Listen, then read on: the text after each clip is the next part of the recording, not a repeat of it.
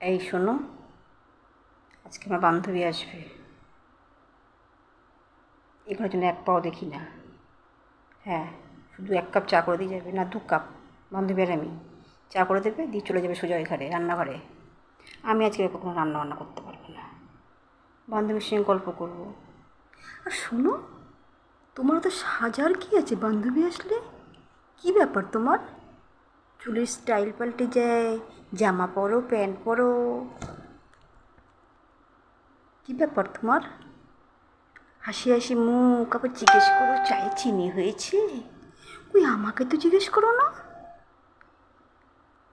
বান্ধবী আমার, চিন্তা তোমার। দেখাচ্ছি মজা তোমাকে আমি, দাঁড়াও দেখি আজকে আমি, তারপরে তোমাকে পরে দেখাবো। বান্ধবী চলে যাক, মজা বোঝাবো তোমাকে।